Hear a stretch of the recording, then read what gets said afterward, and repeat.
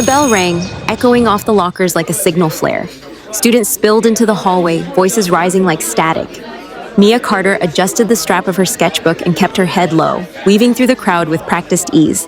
She reached her locker just as Jasmine popped up beside her, grinning like she'd just been crowned queen of the hallway. You have to come to the commons. He's sitting there again. Who?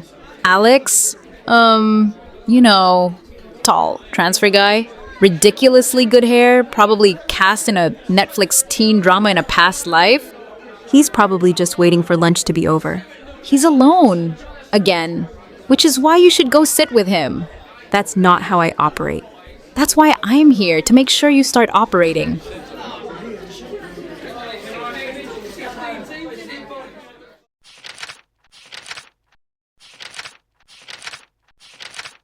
Hey, mind if we sit?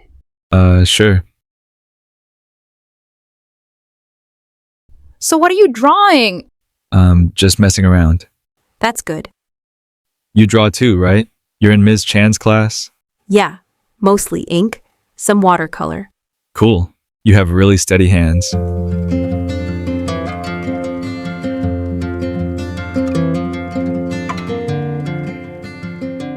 Told you he noticed you. He was just being polite. No, he was looking at you like a sketch he wanted to finish. The first time Alex kissed Mia, it was raining. It had been after a Friday night art show at the community center. Her hands were cold, her nerves worse. And Alex had said something stupid, something like, I think your paintings make the world quieter. She didn't know what that meant exactly, but she kissed him anyway, right under the dripping awning.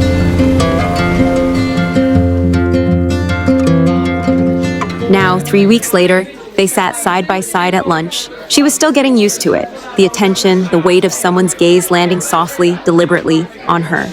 Are you coming over after school? Yeah, unless Jasmine steals you again. She's been intense lately. You noticed that too? Oh, there you two are. You didn't text back. Ugh, I've been busy. Don't be mad. You're always busy. Yeah, well, people like me.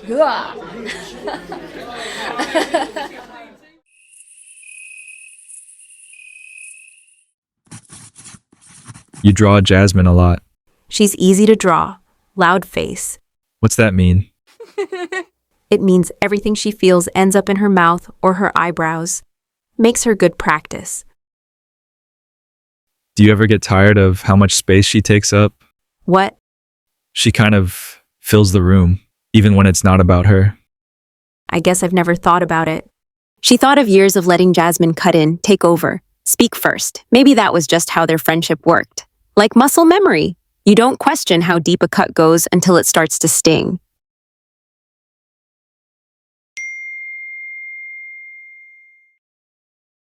You and Alex looked cute today, almost like you actually believe he's your type. LOL JK, don't take it personally.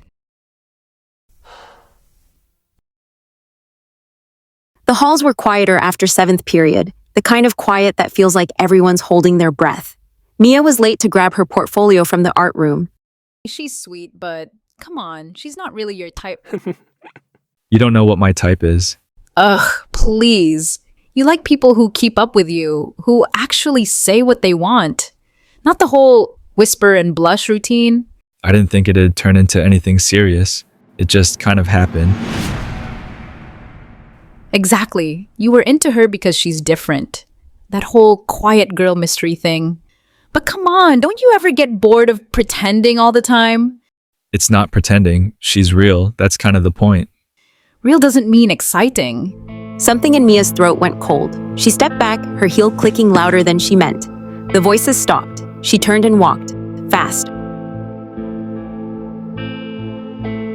That night, Mia didn't sketch. She lay on her bed staring at the ceiling, Jasmine's voice echoing. Real doesn't mean exciting. She thought about every look between them she had ignored. Every time Jasmine touched his arm, every time Alex smiled too slowly at something she said.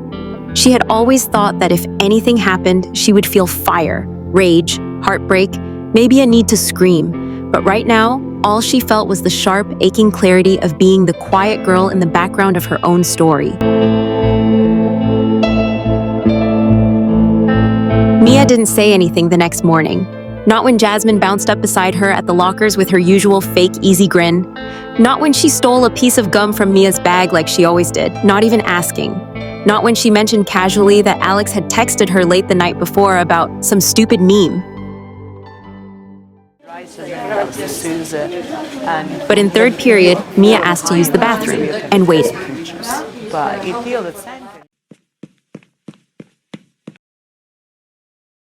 Hey, everything okay? Mia studied her. Jasmine had 2 phones in her hand, hers and someone else's, probably Alex's.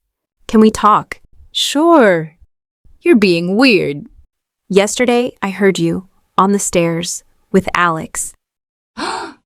Look, Mia. You said I wasn't exciting, that I'm not his type, that he's pretending.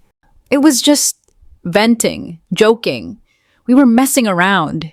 Were you messing around when you kissed him too? It didn't mean anything. You don't get to decide what means something to me. He was already slipping away, Mia. Don't act like you didn't feel it. Yeah, I felt it. But I thought he was slipping because we were different. Not because my best friend was pulling him away when I wasn't looking. You know what's sad? You didn't even want him. You just didn't want me to have something that wasn't you. That one hit, for once she had nothing to say. Mia turned to walk back to class. She didn't cry, not this time.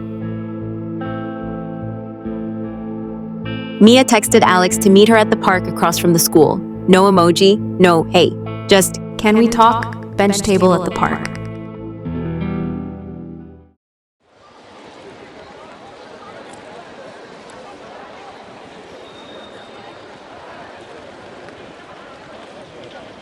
Hey, I've been trying to figure out what to say. Same. You talked to Jasmine? I heard you first. So? I didn't plan for anything to happen. I wasn't trying to hurt you. Then why did you? You knew what she was doing. The little comments, the way she acted around you. You knew, and you still let it happen. I didn't let anything... Don't lie now, please. You liked the attention. You liked being wanted by both of us. You made me feel safe, like I could be myself and not have to compete with her for once. I thought you saw me. I did. I do.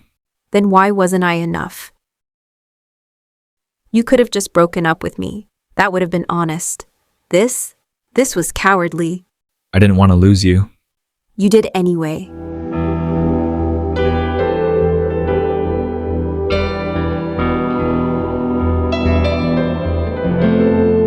Mia didn't tell anyone what happened. Not really. People noticed, of course. Jasmine's forced laughter sounded tighter, and Alex started sitting with a different crowd. Whispers came and went like wind through leaves, but Mia stayed silent. She was done explaining herself to people who only half listened. Instead, she poured everything into her art. She returned to the art room every afternoon, even when it was empty. The janitor started leaving the lights on for her. She took over the back wall with a new project, a series of ink and watercolor portraits titled The Things We Don't Say. The first piece was a girl sitting with her back to the viewer, fingers curled like she was holding on to something invisible. The second was a face split down the middle, half smiling, half blank. By the fourth piece, word had spread. Even Miss Chan stopped asking questions and just brought her extra supplies.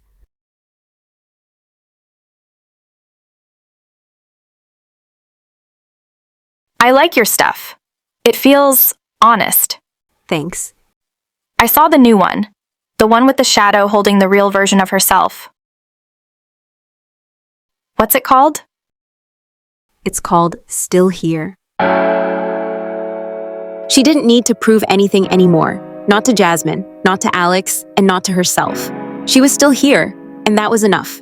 She knew she could meet new people along the way. And for the first time in a long while, Mia didn't carry anything heavy, just herself.